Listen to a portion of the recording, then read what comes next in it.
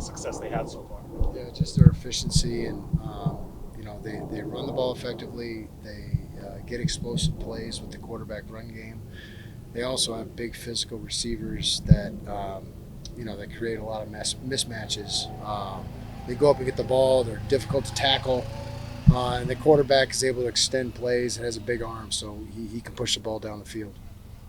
What do you think of the defense's performance in practice today? We got things we got to clean up. I mean, this situational day. There's some different things that we have going in, and so it wasn't as clean as we'd like, but our guys are engaged, and we'll get it cleaned up here in the next 2 days.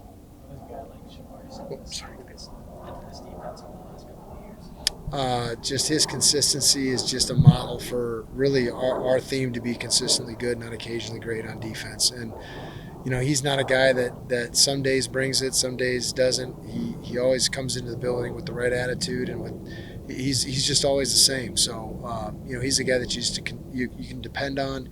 He doesn't bring dysfunction. He's a leader. He just brings his lunch pail to work every day, and he just gets to it. Third down defense has been one of the more criticized, necessarily statistical numbers about this defense. Very much better day last Saturday. How important do you feel like is it going to be against a team like this? Well, I mean, it's things you always can improve on, and we're never ever going to get to we're never ever going to be satisfied where we're at. It was a little skewed last week. I think we were like 48% on third down, but it's skewed because they converted on 4 of their third downs at the end of the game where we're playing 2 minutes and trying to run out the clock. 165 of their yards or something was in the last 2 drives, or 145 or something like that. And so you start looking at stats. Stats don't tell the truth. The stats will lie to you, about the way we played. And our guys played the situations great last week. We always have a couple breakdowns. We always have some things we have to clean up, but it was our most complete game overall. Kenny talked about crowd noise in practice and communication on defense needing to improve.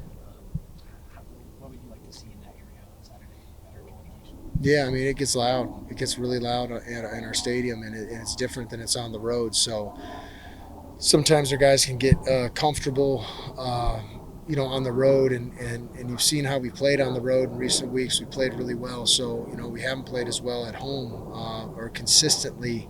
We played really good in stretches at home, but being able to play great defense for 4 quarters is really going to be our goal. And so the emphasis has been on communication and dealing with the crowd noise this week. So that's an area that we have to improve upon this week. This is the last home game for some seniors. McCullough, Shamari, others. What can you say about what they've brought to this program? Yeah, Caleb, you talk about 2 guys, right there that they're just models of consistency. The guys that have been here through thick and thin, they're through our ups and our downs, just on our side of the ball and as a program. And those guys just always came to work. And when you have those guys are really the foundation or the cornerstone of what you're trying to build. And they've been that. And you can see the years that they're both having. And it's a byproduct of just doing things right, doing things hard, and sticking with the process and becoming process-oriented, not focusing on the wins and losses, not being up and down, whichever way the wind blows. Those are guys that you can build your program on, and we have. And our culture and our standard has been elevated because of those guys and the consistency that they've shown. The takeaway situation is one area you guys have excelled in. What's been the key in turning that around from last year? I mean, I say this a lot, and you guys ask the question a lot, and I know it's not a deflect. It's turnovers are a product of complementary football, and in all 3 phases: field position, offense scoring points puts pressure on other offenses to drop their quarterback back, and a lot of times, coordinators that get into dueling where they gotta, who's going to score more points or who can get more yards or create more explosives, and that's what we've done, and we've been able to play complementary football. So there's been more pressure on offenses to push the ball and score, whereas there maybe wasn't, last year. And so it's been a product of, I really do think that's the biggest factor. And then other than that, it's our guys, emphasizing taking the ball away and taking our opportunities. And, we dropped 8 interceptions last year, just hit us right in the hands.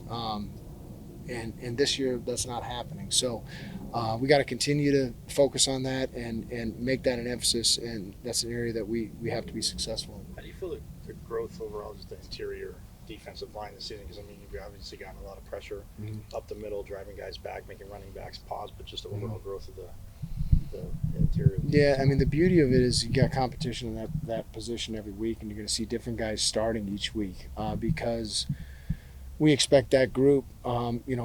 Competition drives performance, and has driven the consistency with that group. And Coach Reynolds and that side of the ball. I mean, that the defensive line coaches have done a phenomenal job keeping those guys locked in and focused on the game plans every week. And then, up front, it's about ability, and those guys are violent guys. So they got to continue to play that way, and everything starts up front for us. So we go as they go. When you have an intense vocal leader in Xavier Alford on the defense, how did that change the energy and intensity that the entire defense goes?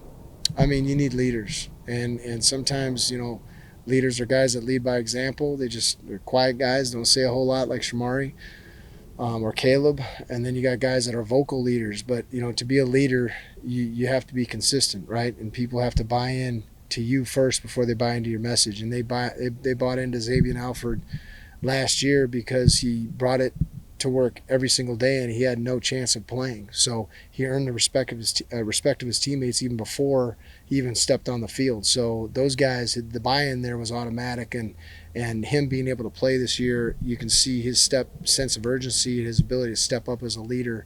Has been critical and really paramount to us, where we didn't have that last year, especially on the defensive side of the ball. How would you assess the group's edge going into Saturday? It's still early because we're still you're installing the game plan. Everything's situational.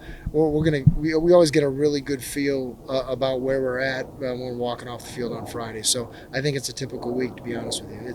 There's things that we're doing really, really well, and there's things that are really clean. Then there's other situations, and it's usually today it had to do with the crowd noise. It had to do with a couple of different situations and things that we had going in, and we got to get better. We got to clean those things up.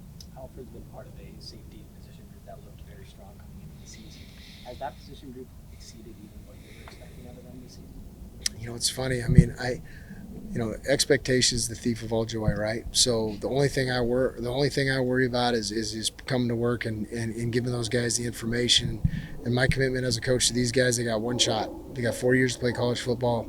They got 48 games guaranteed, and I'm just trying to get those guys as prepared as possible. So, I look at guys, and I look at guys, and I just want to make sure that those guys are ready to go, and that's our coach's commitment, to our players, is that we do everything to keep them prepared so they go out and have fun on Saturday. So the game days, like for me, Monday for me is Sunday through Saturday afternoon. It's in the process. You know what I'm saying? Like that's the game day. That's why you see coaches get hot-headed out on the practice field, and they're so calm on game days, because game day is really, hey, the plan is in. Now it's up to me to call it correctly, and if the preparation meets the performance on the field on Saturday, the winning takes care of itself. So just, again, safety is, listen, I got great expectations for every group I coach, and this group has really met my expectations, even exceeded it. Thanks, Coach. Awesome. Thanks, Thanks, Josh.